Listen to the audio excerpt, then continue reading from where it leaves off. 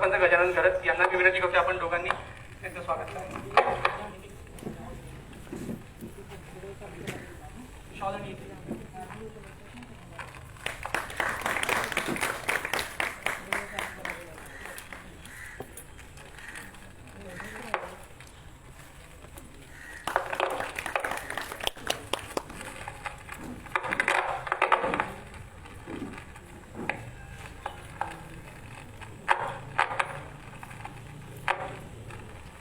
आणि आजच्या कार्यक्रमाची प्रमुख अतिथी सर्वांना आज आपण मी म्हटलं की भाग्य लाभले.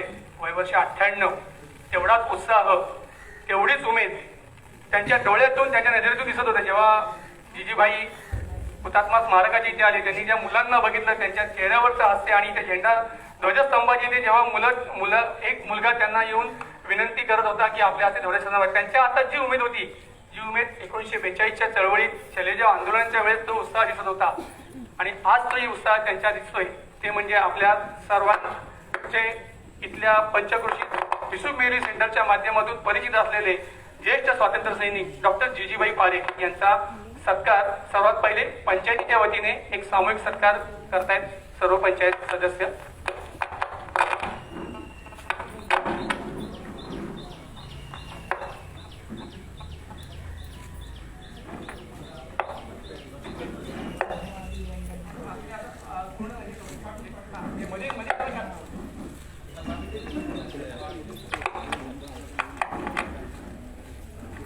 भारत माता की जय.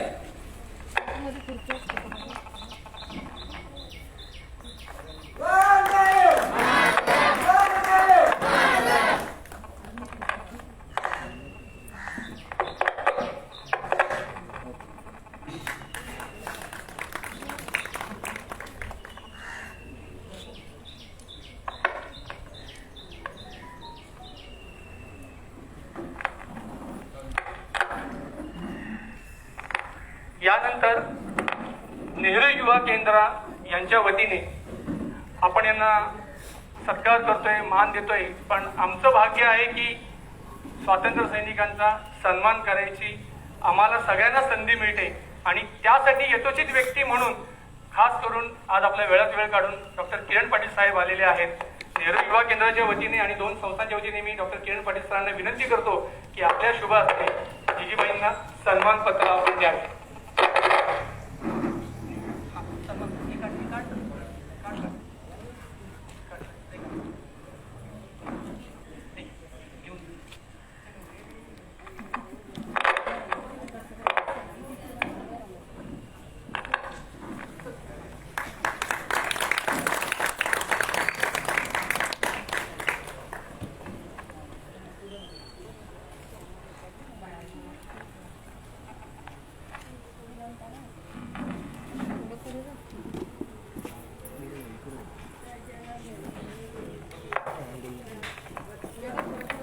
या कार्यक्रमासाठी आवर्जून उपस्थित पनवेल पंचायत समितीचे बीडीओ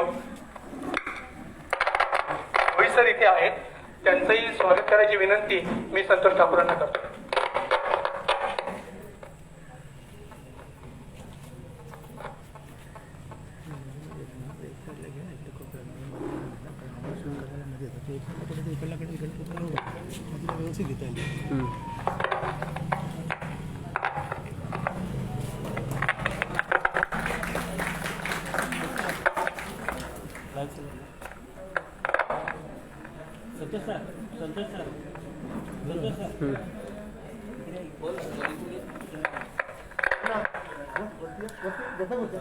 जिजीबाईंना जे सन्मानपत्र आता आम्ही दिले त्याचं मधला मजकूर आहे तो आपले इथले कार्यकर्ते आहेत उदय ते वाचून दाखवत आहेत.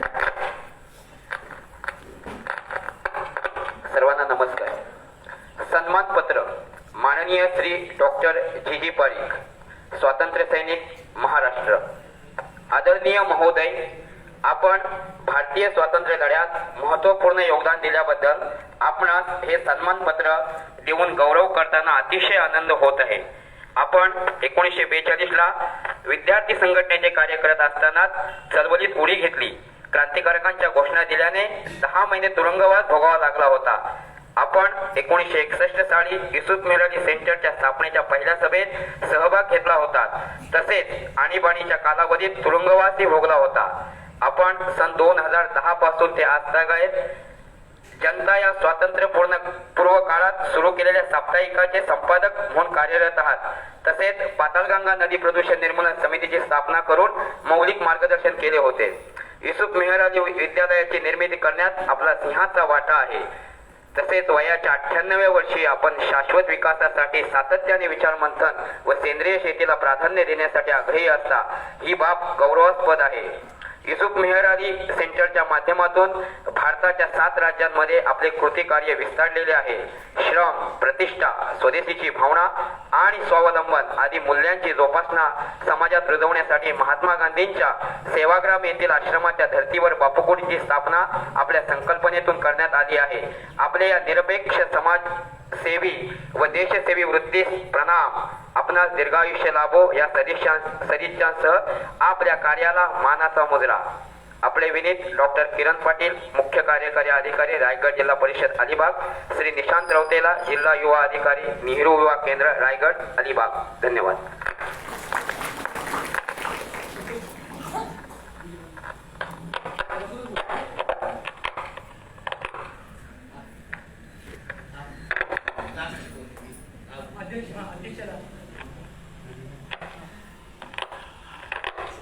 आजचा आपला जो भाग्याचा दिवस आहे, हा भाग्याचा दिवस मी थोडक्यात प्रस्तावित सांगतो.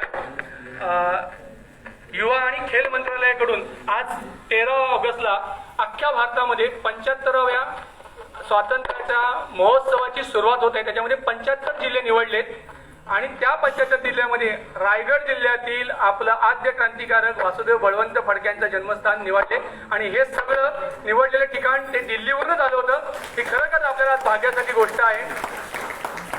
5 ते 6 दिवसात आम्हाला ते मेल आला. मी आणि संतोष ठाकूर आणि निशांत सर या गावात आलो. गावातल्या सरपंच, गावातले ज्येष्ठ मंडळी यांनी आम्हाला चांगलं सहकार्य केलं आणि ह्या 5 ते 6 दिवसामध्ये हा छोटेखानी पण त्यातल्या त्यात व्यवस्थित होईल की आम्हाला ह्या 2 गोष्टी होत्या की नुसतंच रॅली काढायची नाहीये, नुसतंच आपल्याला कार्यक्रम घ्यायचा नाही, कार्यक्रमासाठी कार्यक्रम होत असतात. आम्हाला उद्देश होता की आमच्या पुढच्या पिढीला आणि आताच्या पिढीला एक जबाबदारीची जाणीव द्यायची आहे की 75 वर्ष आता झालेली आहेत. पुढली वर्ष शतकोत्तर आपला भारत करायचा, तो स्वच्छ भारत असला पाहिजे, तो भारत हेल्दी असला पाहिजे, तो फिट असला पाहिजे. त्यासाठी आता फिट रनची पण आयोजन ठिकठिकाणी केलं जात आहे. योगाचा प्रसार झाला पाहिजे. आज आपण हा संकल्प घेऊया की ज्या स्वातंत्र्यासाठी आपल्याला काहीच करता नाही आलं पण त्याचे साक्षीदार आपल्या समोर आहेत. आज झेंडा फळकतो आहे, त्या झेंड्याला आपण कुठेतरी स्वतःच्या मनामध्ये संकल्प करूया की येणाऱ्या भारतामध्ये आपलं योगदान की स्वच्छ भारताच्या दृष्टीने की माझ्या गावात मी कचरा एकीकडे टाकून देणार नाही, माझ्या गावाचा जो प्लॅस्टिकचा कचरा आहे त्याची विल्हेवाट लावण्यासाठी काही नियोजन करता येईल का, आणि आद्य क्रांतिकारक वासुदेव बळवंत फडक्यांचा इतिहास पुढच्या पिढीपर्यंत जाऊन त्या पिढीतून एक चांगले देशभक्त नागरिक पुढे कसे जन्माला येतील आणि त्याची पुढे देशासाठी कशी सेवा करता येईल हा संकल्प आपण इथे करूया. ह्याच नोटवर आता या कार्यक्रमाचे प्रमुख अतिथी ज्येष्ठ स्वातंत्र्य सैनिक डॉक्टर जिजीबाई पारीख यांना मी विनंती करतो की त्यांनी आपलं मनोगत आणि आपल्याला शुभेच्छा द्याव्या.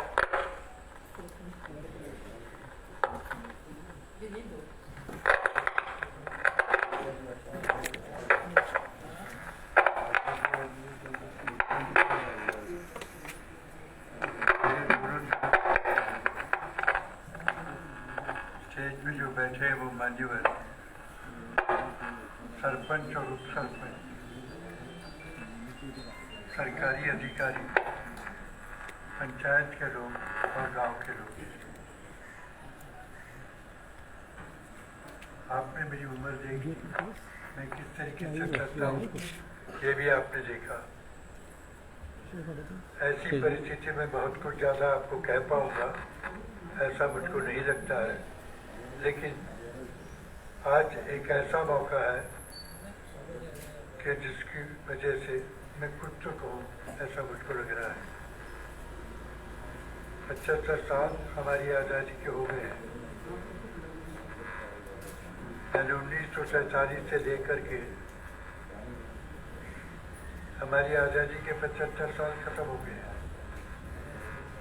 इसका जश्न ज़रूर मनाना चाहिए. मनाएंगे, आपने जिस तरीके से मनाया पूरे देश के अंदर इस तरीके से मनाया जाए। लेकिन मैं माफ कीजिएगा, थोड़ा हाथ फिसला देता है, लेकिन मैं एक और चीज की तरफ बात पर ध्यान खींचना चाहता हूँ। हमारे जैसे लोग जिन्होंने आज़ादी के अंदर उनके भाग लिया, जो 1942 के अंदर जो आखिरी जंग था आज़ादी का, उसमें जिंदा थे, हम जैसे लोग 9 अगस्त को ज़्यादा महत्व देते। और अगर उस तरीके से सोचे तो ये 75 नहीं 79 ईयर्स हो गए, ऐसा मैं कह सकता हूँ। लेकिन पुरानी कंट्रोवर्सी में नहीं जाऊंगा। मैं सिर्फ ये कहना चाहता हूँ कि हमारे देश के इतिहास के अंदर, आज़ादी के इतिहास के अंदर अगस्त बहुत महत्व का महीना है। उसमें 9 अगस्त महत्व का है, 15 अगस्त महत्व का है। जब भी मैं आज़ादी के 50 साल का जश्न मनाते हैं तो मैं चाहता हूँ आप कुछ थोड़ा सा सोचिए क्या माहौल था उस वक्त। अंग्रेज हमारे ऊपर थे, राज्य करते थे। 1857 से हम लोगों ने शुरू किया आज़ादी हासिल करने के लिए कुछ न कुछ,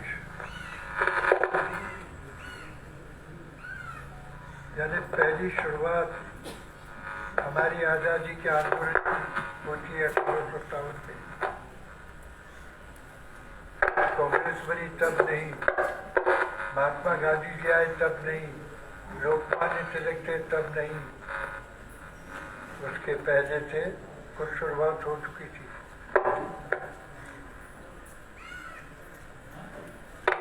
में आपको याद है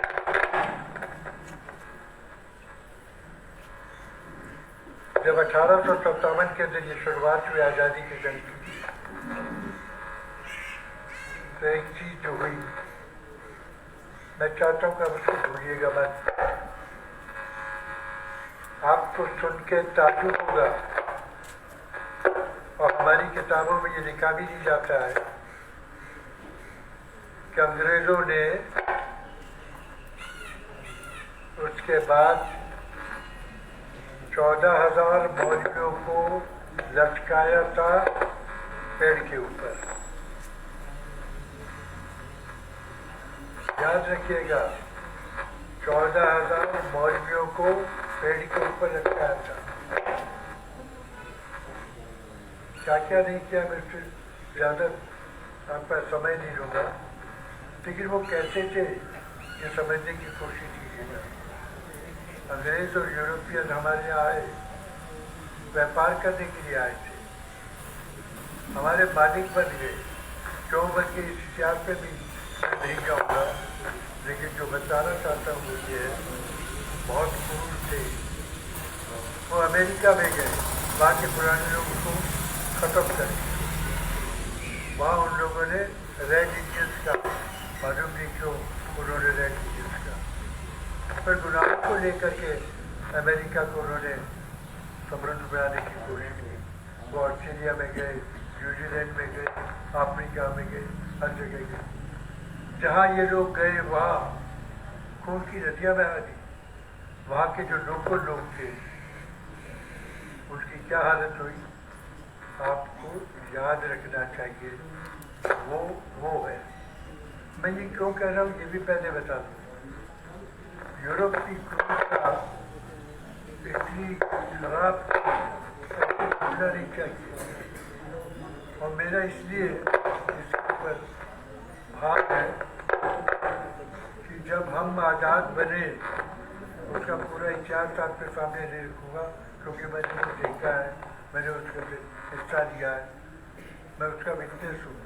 लेकिन बहुत समय जाएगा और बहुत से मेहमान बोलने वाले हैं। लेकिन जो बताना चाहता हूँ वो ये है, हमें आज़ादी मिली, गांधी जी की वजह से मिली, कांग्रेस की वजह से मिली, भगत सिंह से लेकर के काफी लोग या फड़के साहब जैसे लोग जिन्होंने कुर्बानी की, उनकी वजह से मिली।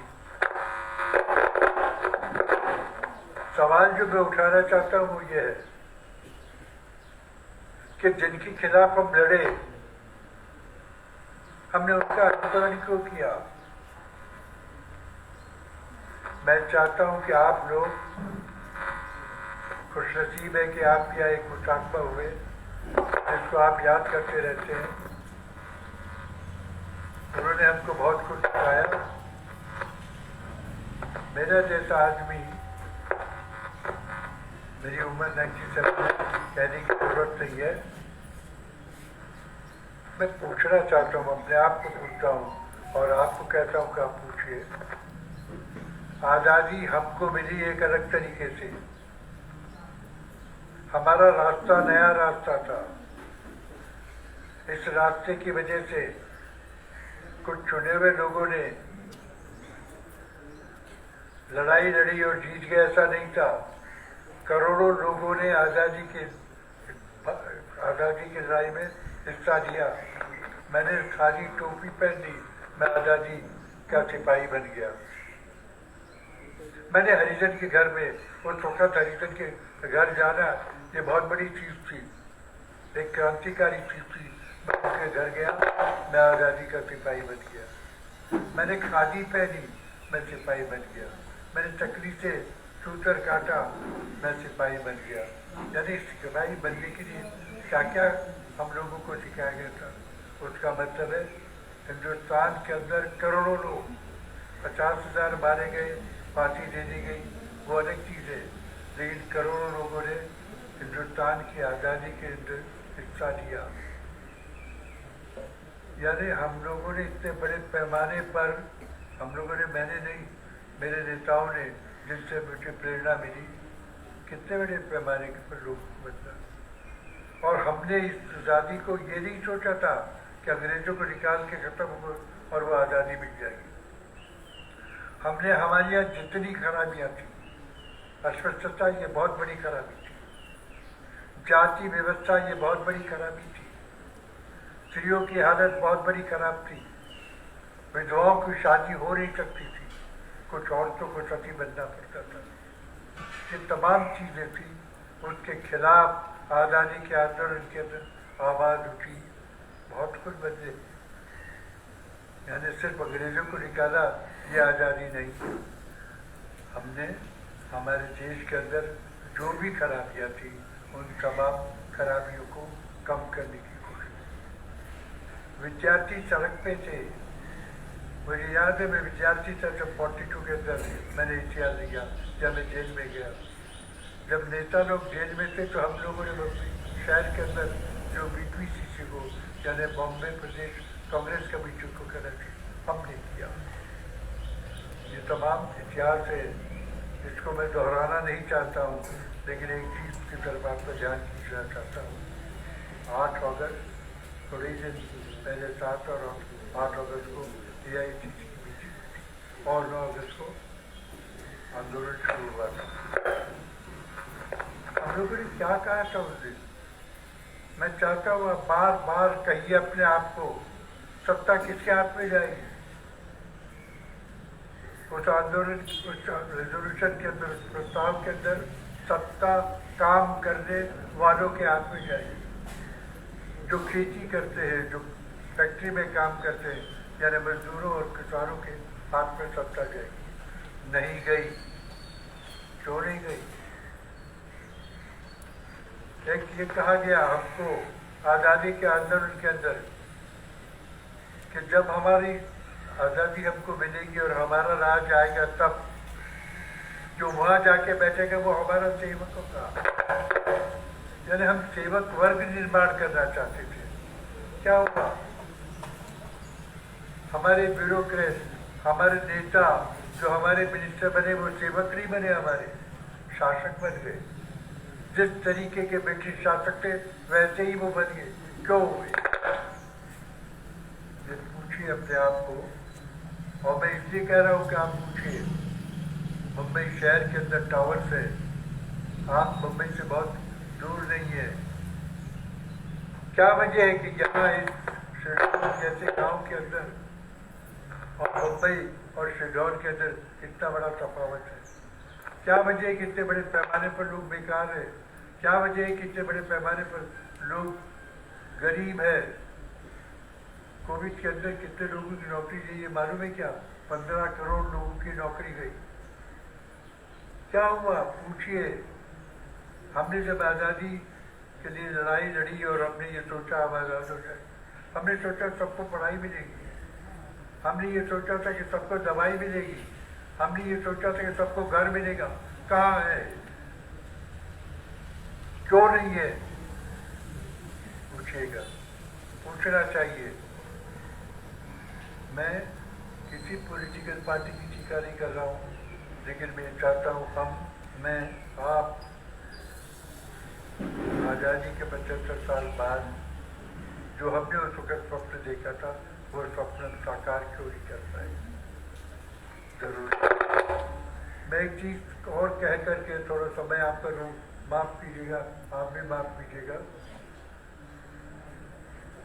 आज की जो व्यवस्था है उस व्यवस्था के अंदर गांव के गरीबों को नौकरी नहीं मिलने वाली है। कोविड के पहले भी नौकरियां नहीं थी। आप क्या करते हैं? मुंबई जा कर के कोई रिक्शा चलाता है या कोई और कुछ करता है और कहाँ रहता है? स्लम के अंदर, झोपड़पट्टी के अंदर। क्या जीवन है वहाँ पर? क्यों हुआ एक और क्या भविष्य में होने वाला है दो, उसकी तरफ देखिएगा।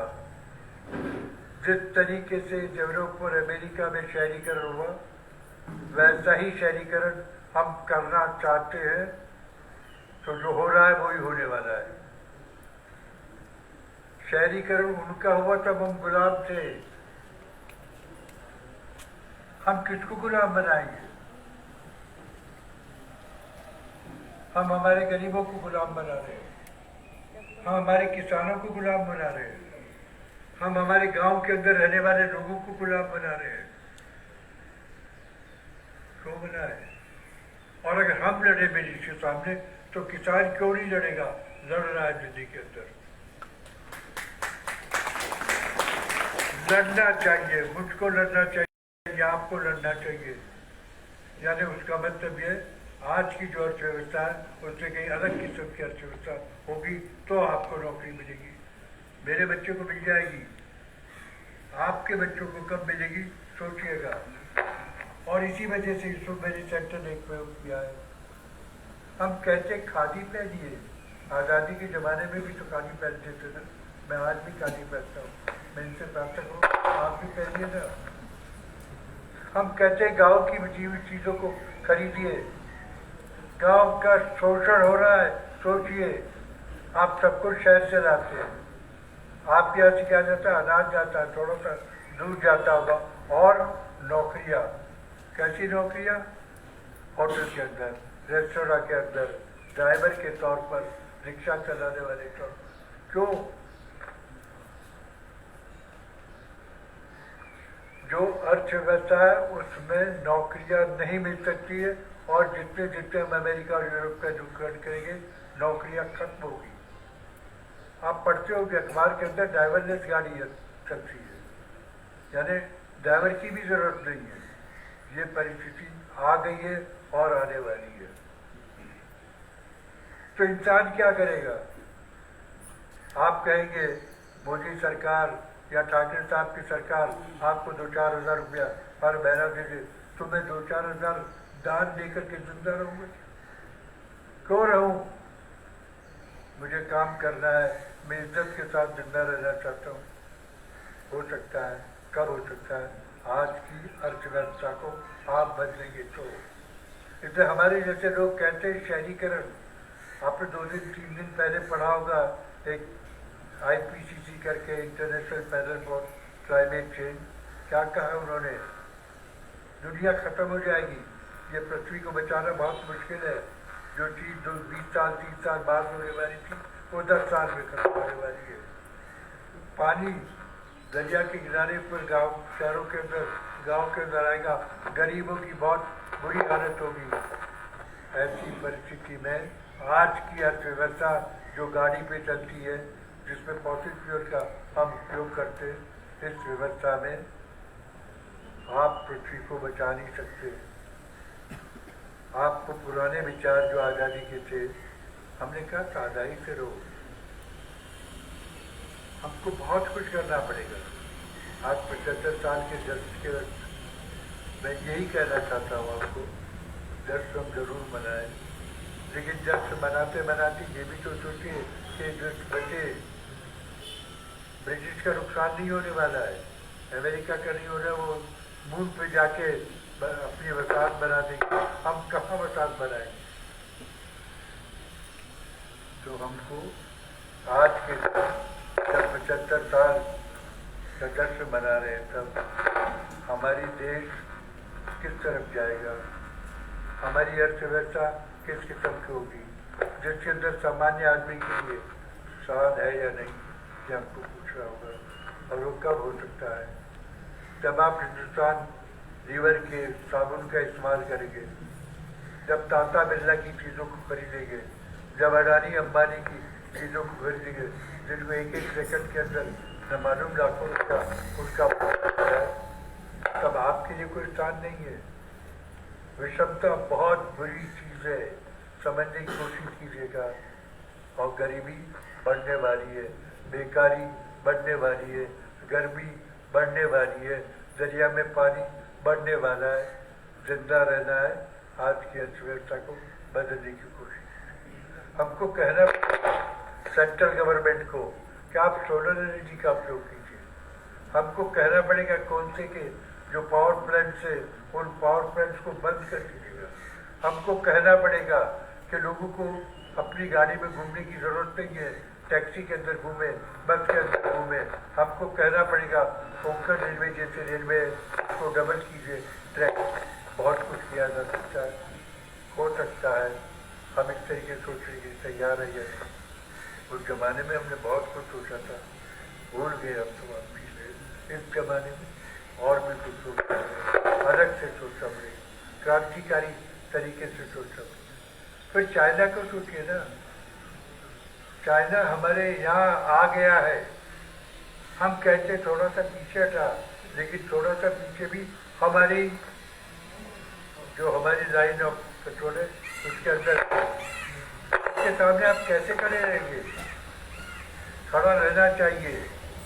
चाइना हमारा दुश्मन ये मान के चलना चाहिए, लेकिन उसके सामने अगर आपको खड़ा रहना है तो उनको मजबूर करना पड़ेगा और हमारी अपनी इंटरनल क्लीवेजेस कम करने पड़ेगी। मैं मुसलमान की नफरत करके मैं कुछ कर पाऊंगी ये मानना गलत होगा। मैं सब पूरे नॉर्थ ईस्ट के अंदर क्रिश्चियन से मैं उनकी नफरत करके कुछ कर पाऊंगा, गलत होगा। इस देश के अंदर दलित है, मैं दलित के साथ जिस दलित का व्यवहार करता हूँ करके मैं चाइना से अपने आप को बचा पाऊंगा, सोच भी नहीं सकते। इससे मैं चाहता हूँ अलग तरीके से सोचेगा। हम जश्न जरूर मनाएं, लेकिन एक नए किस्म के हिंदुस्तान बनाना चाहिए।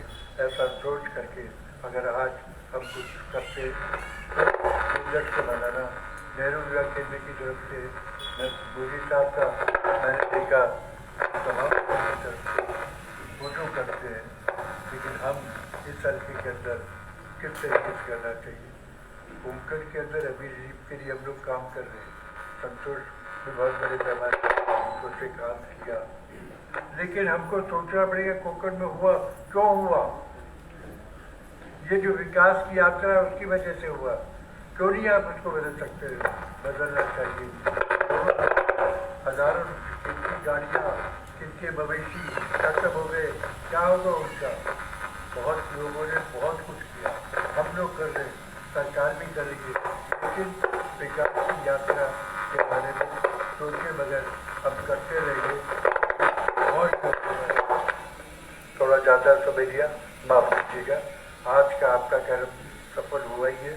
ये यात्रा या रन जो भी कुछ है और भी आगे चले, ऐसा है आप इच्छा व्यक्त करके कर सकते हैं।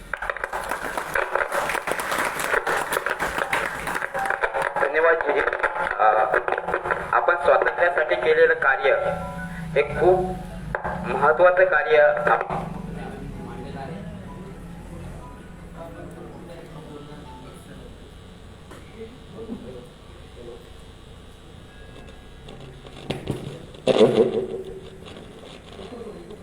स्वातंत्र्य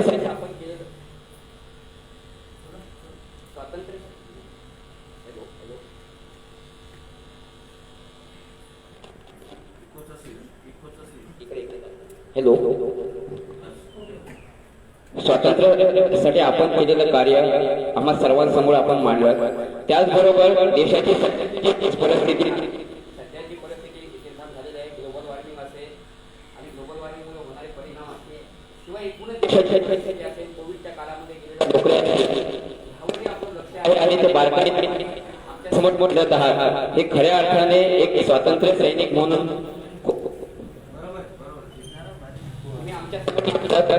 आणि खऱ्या अर्थाने स्वातंत्र्याची दुसरी लढाई लढायची आहे आणि ती लढण्यासाठी आपण सगळेजण सज्ज आहोत. आणि त्यातही तुम्ही आम्हाला आश्वस्त करता की मी तुमच्या सोबत आहे आणि आपण सगळे सोबत आहोत. तर आपण हे कार्य नक्कीच पुढे नेऊयात.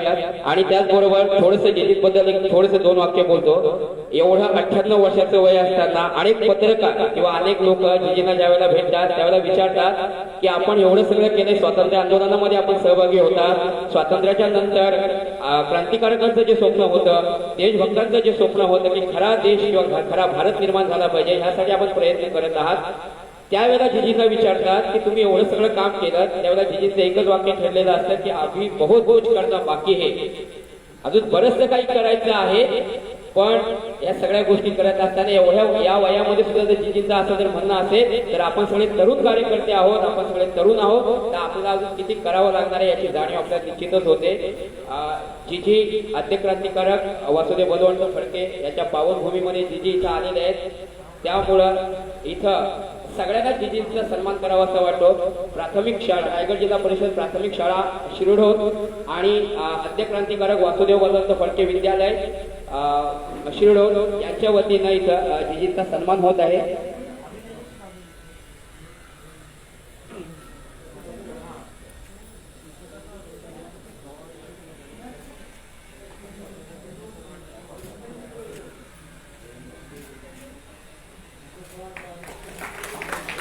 पनवेल ग्रामीण पोलीस स्टेशनचे वरिष्ठ पोलीस निरीक्षक श्री रवींद्र दौंडकर साहेब यांचे इथं आगमन झालेलं आहे.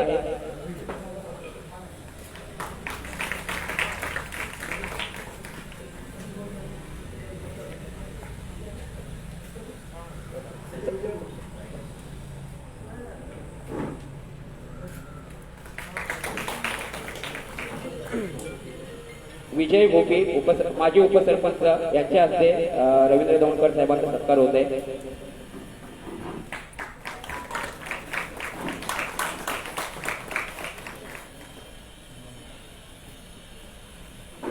शिवणगावचे ग्रामस्थ मंगेश वाकळीकर, अध्यक्ष ग्राम परिस्थितीकीय विकास समिती शिवडोन, हे आपल्या समोर आपले मनोगत व्यक्त करणार आहे. हिंदवी समाजाचे संस्थापक छत्रपती शिवाजी महाराज यांच्या पदस्पर्शाने शिवडोनची भूमी पावन झाली. त्या आद्य क्रांती वासुदेव फडके यांच्या पवित्र स्मृतीस विनम्र अभिवादन करतो. भारत की आजादी के अमृत महोत्सव म्हणजेच भारताच्या आझादीच्या 75 वर्षाचा हा कार्यक्रम शिवडोन गावात आपण आयोजित केला. त्यामुळे सर्वप्रथम मी आपलं सगळ्यांचा आभार व्यक्त करतो.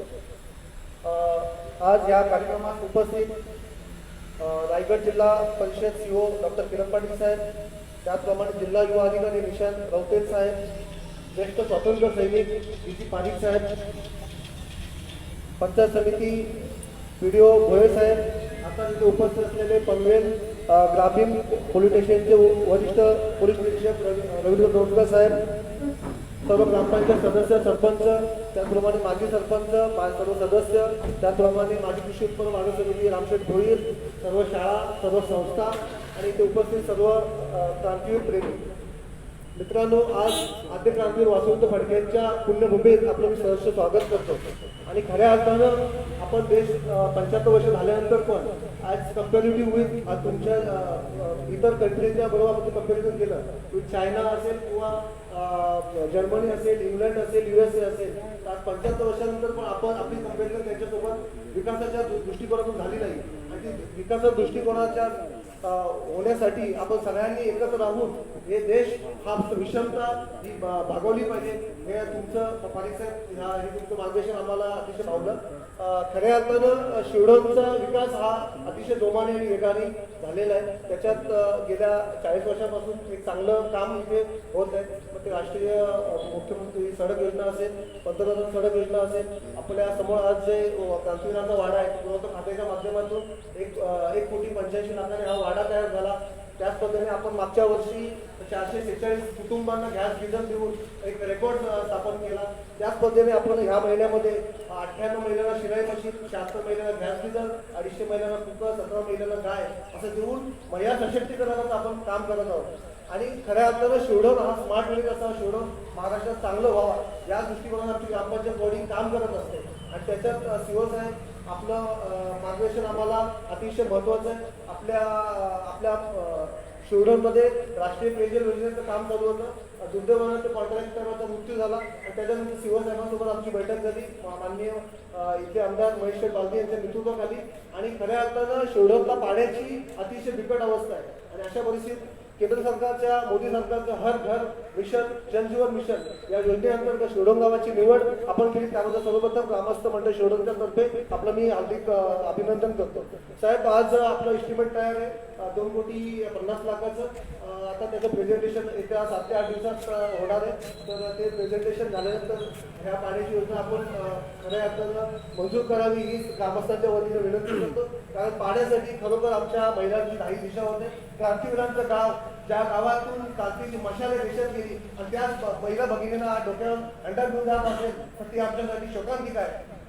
आणि म्हणून साहेब आपण याच्यात लक्ष द्यावं. त्याच पद्धतीने इथले आमदार महेश बालदी हे सुद्धा व्यवस्थित लक्ष देत आहेत. आणि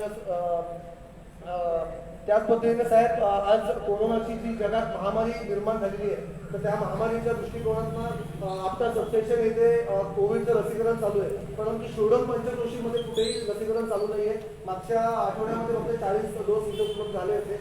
तर आपल्याला विनंती आहे की शिवडोनमध्ये पूर्ण वेळ जसं आपल्याला लसीकरण चालू आहे, तुम्ही शिवडोनमध्ये लसीकरण केलं तर इथल्या पंचक्रोशीतील सगळ्या लोकांचं लसीकरण होईल आणि या महामारीपासून इथे पंचक्रोशीतील लोक निघतील. त्याच पद्धतीने साहेब आमच्या रस्त्याची थोडी प्रमाणे दुरावस्था झाली आहे. तर पंतप्रधान सडक योजना किंवा मुख्यमंत्री सडक योजनेच्या माध्यमातून आपण रस्ता मंजूर करावा. आपण आताच DPDCच्या माध्यमातून 20 लाखाचा टेंडर झालेला आहे. त्यातून एक 250 मीटर रस्ता पूर्ण होणार आहे. राहिलेला 1 किलोमीटर रस्ता आपण मंजूर करावा हीच विनंती करतो. आणि माझा 2 शब्द बोलतो. जय हिंद, जय महाराष्ट्र.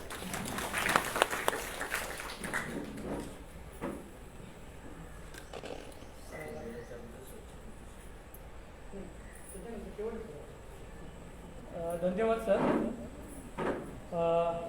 एक सरांना कौटुंबिक वातावरण झालेलं आहे सरांचं रायगड जिल्ह्याशी. आणि या आद्य क्रांतिकारकांच्या भूमीतल्या लोकांशी पण चांगलं जीवन राहतं आत्ता मला यांच्याकडून समजलं. आणि सरांचं तसं सगळ्यांशीच असतं, सामाजिक सेवकांशी असू दे किंवा पंचायतीतल्या कर्मचारी किंवा लोकप्रतिनिधींशी पण असू दे. त्यांच्या वतीने मी सरांना एक विनंती करतोय की सर फेब्रुवारी महिन्यात आद्य क्रांतिकारकांचा जो महोत्सव इथे असतो त्या दरम्यान आपली उपस्थिती व्हावी असं सर्व ग्रामस्थ, इथले काही इतिहासकार आहेत त्यांची एक इच्छा आहे. आणि दुसरी गोष्ट अशी आहे की क्रांतिवीरांचा इतिहास हायवेवर आता इथून मोठा हायवे होते, तर त्याच्यासाठी काही आपल्याला करता येईल का असंही त्यांनी मला सुचवलेलं आहे. वेळेचं बंधन असल्यामुळे नाहीतर आज त्यांचा इतिहास इथे मांडत होता, पण इथे कार्यक्रम संपल्यावर आम्ही मुलं आणि कार्यकर्त्याला घेऊन तो वाडा आणि त्याचा इतिहास इथे जागृत करण्याचे स्थानिक कार्यकर्ते आहेत त्यांना आम्ही घेऊन करतोय.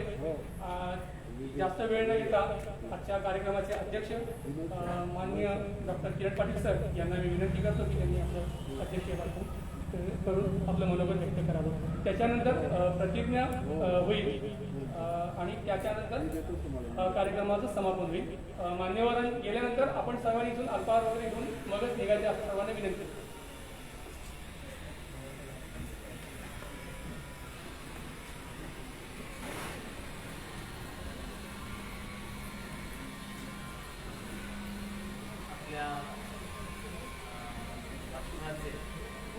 पहिले वासुदेव बळवंत फडके यांना विनम्र अभिवादन मी करतो.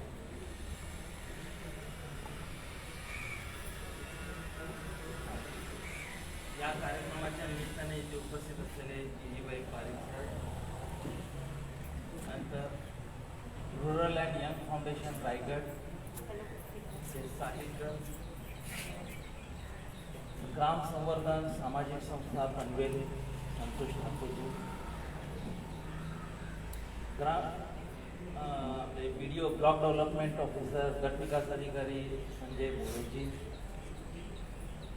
या शिरडोन जे काही ज्या पोलीसच्या क्षेत्रामध्ये येतो त्याचे पोलीस निरीक्षक दौंडकर सर, नंतर निशांत रावतेलाजी ज्यांनी हा अत्यंत पुढाकाराने नेहरू युवा केंद्राच्या माध्यमातून रुरल यंग फाउंडेशन, ग्राम संवर्धन सामाजिक संस्था आणि शिरडोन ग्रामपंचायत या सर्वांच्या एकत्रित संयुक्त विद्यमानाने हा जो काही कार्यक्रम आयोजित केलेला आहे आणि त्याला जो काही उत्स्फूर्तपणे शिरडोनचे ग्रामपंचायतीचे सदस्य, सरपंच आणि सर्व प्रमुख लोकप्रतिनिधी या सर्वांचे सर्वप्रथम मी आभार मानतो. खरं तर हा कार्यक्रम एवढा संवेदनशील स्वरूपाचा आहे. खरं तर मगाशी डॉक्टर जीजीबाई पारीख साहेब आपल्याला सगळं सांगत होते. आपल्याला जो काही इतिहास आपण पुस्तकामध्ये जो वाचला तो आपल्याला त्याच्या उजळणी जणू काय होत होते आणि आझादीचा अमृत महोत्सव किंवा स्वातंत्र्याचा अमृत महोत्सव ह्याच्यामध्ये आपल्याला नेमकं काय करायचं आहे. आपल्याला नेमकं हेच करायचं आहे वर्षभर जे आता डॉक्टर जीजीबाई पारीख साहेबांनी सांगितलं. आपण कुठे होतो, कुठेपर्यंत आलो आणि कुठे जायचं. आपण कुठे होतो त्यांनी आपली चांगली उजळणी केली. काय स्वप्न होती आपली स्वातंत्र्याच्या वेळी आणि ती स्वप्न घेऊन अनेक आता मागची आता 75 वर्षे आपण काढली आणि आत्ताच शिरडोनचे आपले यांनी देखील यांनी सांगितलं की काय काय गावामध्ये झालं, जे काय स्वप्न होतं काय झालं आणि आता पुढे आपल्याला कुठे जायचं आहे ते खरं त्याचं आत्मपरीक्षण करणं गरजेचं आहे. सुरुवातीला जेव्हा आपण स्वातंत्र्य मिळवलं त्यावेळेला आपल्याला जे काही स्वातंत्र्याचं महत्त्व हे मागच्या 150-200 छत्रपती शिवाजी महाराज, संभाजी महाराज, छत्रपती संभाजी महाराज तेव्हापासून आपल्याला माहीत आहे की स्वातंत्र्यासाठी, स्वराज्यासाठी किती झगडावं लागतं, त्याच्यासाठी किती प्राण गमवावे लागतात आणि त्याची आहुती देऊन आपण इथेपर्यंत आपण पोहोचलेलो आहोत. पूर्वी थेट वसाहतवादाचा हे होता, आज नववसाहतवाद आहे आणि नववसाहतवाद काय आहे हे आता डॉक्टर जीजीबाई पारीख साहेबांनी अमेरिका, युरोपचे देश यांची उदाहरणं घेऊन सांगितली. त्याच्यामध्ये आज चीन देखील आहे. एवढं सगळं कोविडचं सगळं सावट असताना आज आपल्याला मागच्या 2 वर्षांमध्ये जर का बघितलं तर संपूर्ण शासनाचा गाळा जो आहे तो कशा अत्यंत विपरीत परिस्थितीमध्ये आपण चालवताना बघत आहोत. नैसर्गिक आपत्ती आपल्यासमोर येऊन थांबलेली आहे. हा कोविडचा देखील एक नैसर्गिक आपत्ती म्हणू किंवा मनुष्य निर्मित म्हणू, जे असेल ते असेल, परंतु आज आपल्यासमोर त्याची देखील एक आपत्ती आहे. हे जे काही वेळोवेळी येणाऱ्या आपत्तींवरती मात करत करत जसजसं शक्य आहे हा लोकसहभागाच्या माध्यमातून आपल्याला आपली उद्दिष्ट साध्य करायची. आपल्या देशामध्ये मागच्या 75 वर्षामध्ये काहीच झालं नाही असंही न म्हणता येणार नाही. अनेक आपण धरणं बांधली, अनेक वेगळ्या पद्धतीनं विकास करण्याचा प्रयत्न केला.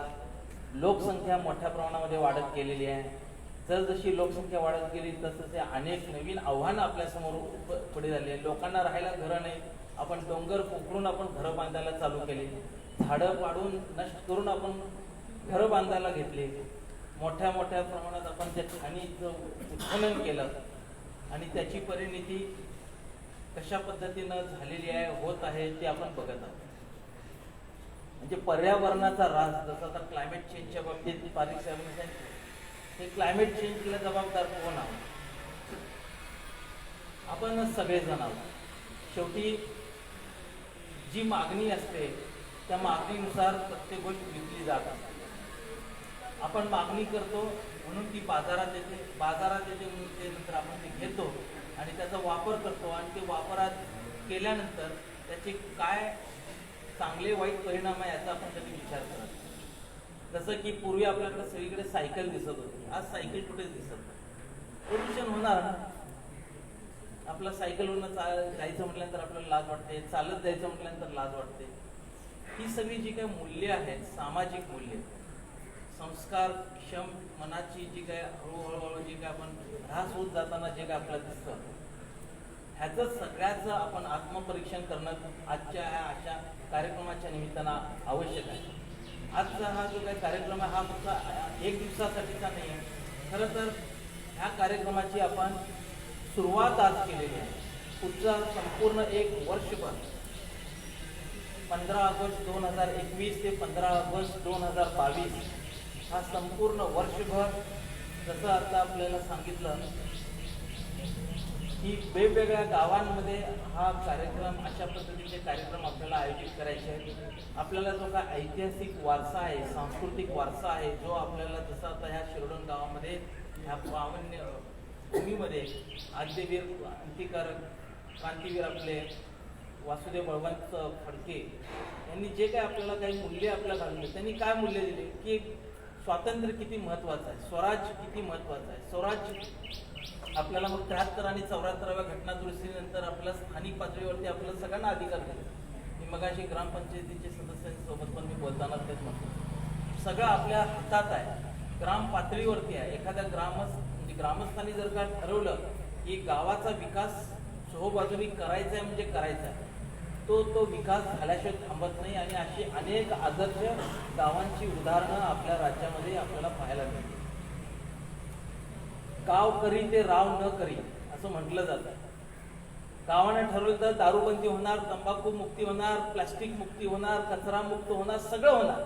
फक्त गावानं ठरवावं लागतं, गावानं एका दिशेने विचार करावा लागतो. गावानं ठरवलं श्रमदान, शासनाचा एक दमडी जरी नसली तरी देखील श्रमदानाच्या माध्यमातून खटपट करून हे गाव कधी थांबवू शकत नाही. विकास करायचा जर का असेल तर प्रत्येक वेळेला ठीक आहे, शासन देईल, शासनाच्या परीने येईल सगळ्या त्या गोष्टी, परंतु त्याच्यासाठी कोणी न थांबता जर का आपण आपल्या विकासाकडे जर का लक्ष जर का केंद्रित आपण केलं तर नक्कीच आपल्याला यश देखील मिळेल. आपल्याला खऱ्या अर्थानं आत्मनिर्भर देखील व्हायचं आहे. पूर्वी आपण ऐकलं असाल 2020चा भारत कसा असेल, 2020 होऊन गेले, आपण कुठेही थांबलो. आता आपल्याला पाहायला पाहिजे 2047ला, म्हणजे जेव्हा स्वातंत्र्याला 100 वर्ष पूर्ण होतील त्यावेळेला आपला भारत कसा असेल, आपलं गाव कसं असेल, आपला तालुका कसा असेल, जिल्हा कसा असेल, त्यावेळची लोकसंख्या काय असेल, आव्हानं काय असतील आणि आपण त्याच्यावरती मात करण्यासाठी काय प्रयत्न करणार आहोत आणि नवीन पिढी कशा पद्धतीनं घडवून त्याला आपण चॅनलाइज करणार आहोत. ही खूप महत्त्वाच्या गोष्टी आहेत. खरं तर जी पारिक साहेब सांगत होत्या, मला असं वाटलं की मी काही बोलायलाच नको, मला फक्त त्यांचंच ऐकत राहावं दीर्घकाळ असं मला वाटत होतं. आजही त्यांच्यामध्ये जर का बघितलं, एक स्वातंत्र्य सेनानी आज 98 वर्ष वय आहे. काय काय पाहिलं असेल, कुठल्या कुठल्या प्रवासामध्ये कोणते कोणते टप्पे बघितले असतील आणि आज आपल्याला साधं सोपं सहजपणे स्वातंत्र्य मिळालेलं आहे आपल्या हातामध्ये, पण ते आपल्याला टिकवता तरी येतंय का ह्याचं देखील आत्मपरीक्षण आपल्याला करायचं. रस्त्यावरती चालताना आपण सहजपणे थुंकून जातो, मग ते गुटखा देखील खाल्ल्यासोबत कोणाच्या अंगावरती उडतंय का ते पण पाहत नाही आपण. त्यांना काय आरोग्याला बाधा पोचते का हे देखील विचार करत नाही. मात्र आपण अपेक्षा मात्र ही करतो की शासनानं हे सगळा कचरा उचलायला पाहिजे, शासनानं हे सगळं साफ करायला पाहिजे. पण मी काय करतो, आपल्याला सगळ्यांना अधिकार पाहिजे, कर्तव्य काय आहे, माझं कर्तव्य काय लागतं, समाजाप्रती मी काय देणं लागतं. खरं तर बघितलं तर हे जे काय आता ग्राम संवर्धन सामाजिक संस्था म्हणा किंवा रुरल अँड यंग फाउंडेशन म्हणा, काय आहे ना, ह्यांना कसलं वेतन मिळतं का, मानधन मिळतं का? काही नाही. सेवाभावी वृत्ती, काहीतरी समाजाप्रती करण्याची ओढ, आपलं जे काही दैनंदिन जे काही उदरनिर्वाहाची जी काही कामं आहेत त्याच्याशिवायचे हे अतिरिक्त समाजाच्या ह्याच्यासाठी काहीतरी करायची असलेली एक उमेद आणि उर्मी, त्या ताकदीवरती ही मंडळी हे काम करत असतात. तर आपल्यातला प्रत्येक जण जर का असा कोणत्या ना कोणत्या कशा ना कशाच्या माध्यमातून जर का जोडला गेला आणि एक मोठी लोकसहभागाची सामाजिक चळवळ म्हणून जर का आपण ह्याच्याकडे जर का बघितलं तर कोणतीही समस्या ही समस्या राहणार नाही असा माझा विश्वास आहे.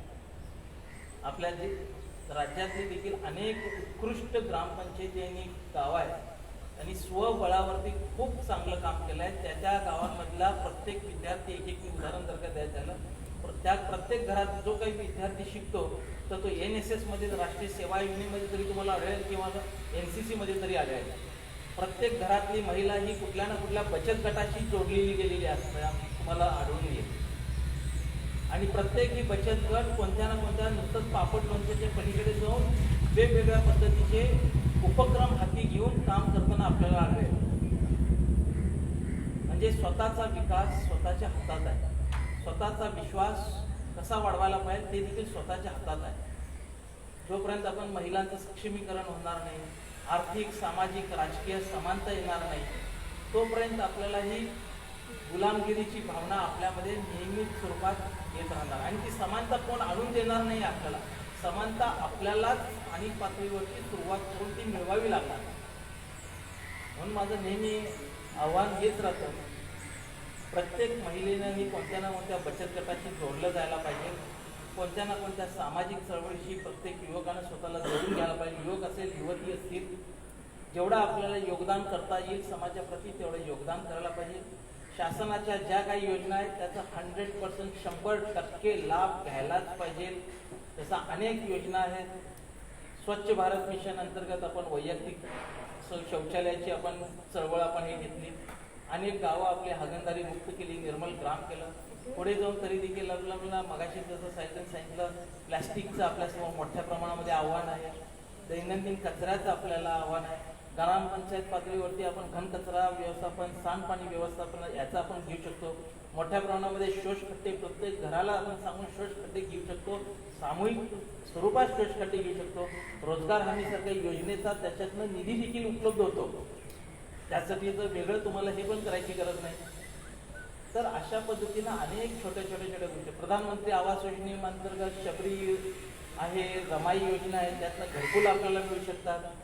गोठे असतील, खुराडी असतील, त्याच्यासाठीचं देखील आपल्याला अनुदान आहे. म्हणजे काय नाही, सगळ्यासाठी अनुदान आहे. फक्त असलेल्या योजनांच्या बाबतची पुरेशा प्रमाणामध्ये जागृती प्रत्येक नागरिकांमध्ये होणं गरजेचं आहे. वंचित जो आहे त्याला हिरारीनं ग्रामपंचायत किंवा आपल्या ह्याच्या पंचायतीकडून सगळे लाभ वेळेत जायला पाहिजेत हे पाहायला पाहिजे.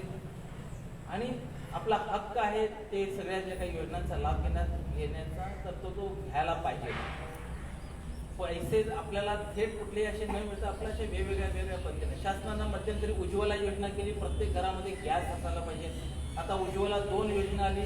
तुम्हाला रहिवासी दाखल्याची देखील आवश्यकता नाही. आपल्याला रेशन मिळतं, दारिद्र्य रेषेखालची जी काही मंडळी आहेत त्यांना गहू, तांदूळ, साखर ते देत आलेलं जे शक्य आहे ते होते. परंतु शासनाचा एवढा मोठ्या लोकसंख्येचा गाडा चालवताना अनेक मर्यादा येत राहतील.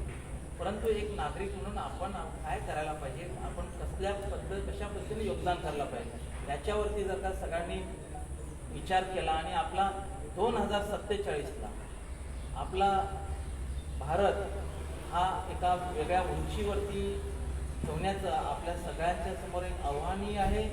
आणि एक मोठ्या उर्मीनं आपण सगळेजण त्या आव्हानाला आपण पार करू आणि आत्मनिर्भर खऱ्या अर्थानं होऊ. प्रत्येक ग्राम आपले आत्मनिर्भर होईल अशी मी अपेक्षा करतो. आणि या सगळ्या पुढच्या 1 वर्षाच्या सामूहिक जनसहभागाच्या चळवळीच्या माध्यमातून व्यापक प्रमाणावर आपण जनजागृती करूया. आणि आपल्या सगळ्यांना मी या स्वातंत्र्याच्या अमृत महोत्सवानिमित्त शुभेच्छा देतो आणि धन्यवाद.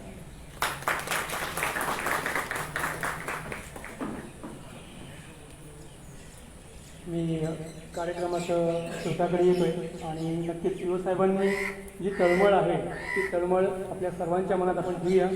परत एकदा मी जाता जाता एवढंच आवाहन करेन की मनामध्ये इथून जाताना एक संकल्प आपण घेऊनच बाहेर पडूया की मी माझ्या देशाचं काहीतरी देणं लागतो आणि त्यासाठी तिला स्वच्छतेपासून तरी मी सुरुवात करेन आणि स्वतःचं आयुष्य स्वतःच्या कुटुंबाचं चांगलं आरोग्य कसं राखता येईल यासाठी आपण योगा आणि याच्याकडे वळूया असं मी आवाहन करून कार्यक्रमाच्या शेवटाचा जो प्रमुख भाग आहे तो म्हणजे आभाराचा ग्राम संवर्धनचे अध्यक्ष संतोष ठाकूर यांना विनंती करतो.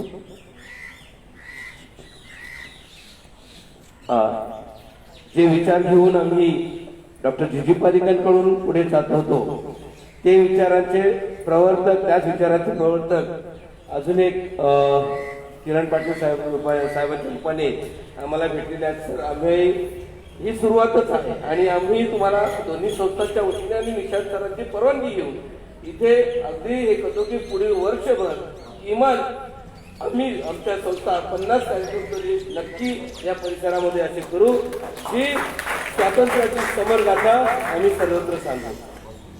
मी डॉक्टर जी पारिक सरांच्या तालमीत वाढलेलो आहे, त्यामुळे त्यांचा जो संघर्षाचा नारा आहे तो संघर्षाचा नारा निश्चितच पुढे म्हणजे जेव्हा रचना करतो त्या रचनेसोबत त्याचं म्हणणं कसं आहे की जर तुम्ही नुसता संघर्ष कराल तर ते तुम्हाला तुमचं हे जो वाटचाल आहे ती चुकीची आहे किंवा नुसती रचना करताय तरी ही चुकीची आहे. रचना आणि संघर्ष जेव्हा एकत्र चालतात त्यावेळेस तो खऱ्या अर्थाने विकास होतो, कारण त्यामध्ये आपला जो विचारपणा होतो, आपला जो विचार आहे किंवा समोरच्याला स्वावलंबी बनवण्याची प्रक्रिया आहे ती त्या संघर्षातून होत असते. मी सर्वांचं आभार व्यक्त करायला इथे उभा राहिलो. तत्पूर्वी जो संदेश आता डॉक्टर किरण पाटलांनी दिलेला आहे ती स्वच्छतेची प्रार्थना प्रतिज्ञा आपण पहिली इथे अविनाश पाटील सर आहेत त्यांच्यातून ग्रहण करायची आहे आणि त्यानंतर मग मी आभाराकडे वळतोय. अविनाश. नमस्कार.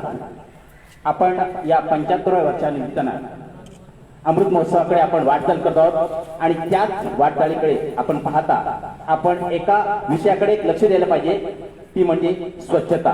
आपणा सर्वांच्या वतीने मी एक सामूहिक एक स्वच्छतेची शपथ घेत आहे. मी अशी शपथ घेतो की मी स्वच्छतेच्या बाबतीत जागरूक राहील आणि त्यासाठी वेळही देईन. मी प्रत्येक आठवड्यातून 2 तास श्रमदान करून स्वच्छतेच्या या संकल्पनाला पूर्ण करेन. मी गुटखा व तंबाखू खाणार नाही. तसेच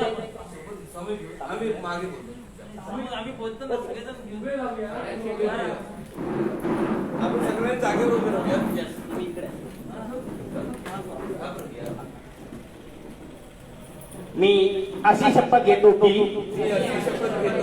मी स्वच्छतेच्या बाबतीत जागरूक राहील आणि त्यासाठी वेळही देईल. मी स्वतःच्या प्रत्येक आठवड्यातून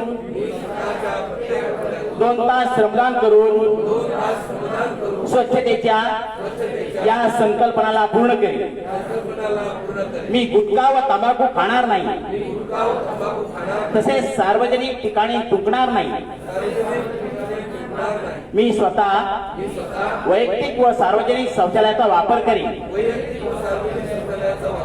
उघड्यावर शौचात जाणार नाही व इतरांनाही शौचालयाचा वापर करण्यास प्रवृत्त करेन. मी स्वतःच्या घराबरोबरच सार्वजनिक ठिकाणी, शाळा, शासकीय कार्यालये स्वच्छ ठेवण्याचा प्रयत्न करेन. मी गावातील सांडपाण्याचा वैयक्तिक व सार्वजनिक स्तरावर व्यवस्थापन करेन आणि सर्वांना सहभागी करेन. धन्यवाद. स्वच्छ शिरोळ, सुंदर शिरोळ. धन्यवाद. हा संकल्प आपण केलेला आहे आणि आता आपण ह्या अमृत महोत्सवी जो वर्ष आहे त्यासाठी नेहरू युवा केंद्र आणि इतर सहयोगी संस्थांनी काही पोस्टर्स बनवलेले आहेत. त्या पोस्टरचं अनावरण इथे मी मान्यवरांना विनंती करतो की आपण ते पोस्टरचं अनावरण करावं.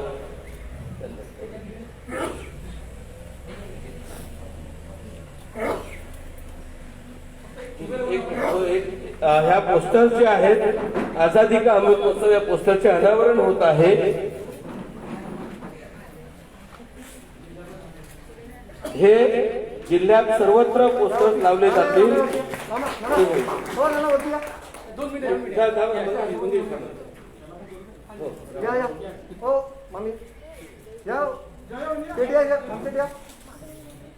होय साहेब, या ना. या होय साहेब.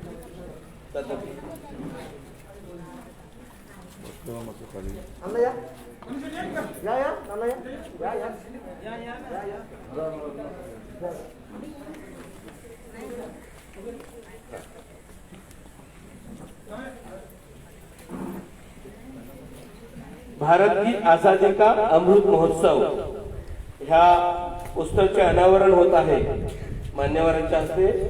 हा संदेश हे पोस्टर्स घेऊन गावागावात जाणार आहेत आणि हा विचार देणार आहेत की स्वातंत्र्याची समरगाथा काय आहे, ही समरगाथा सांगण्याचं काम आम्ही पुढे वर्षभर करणार आहोत.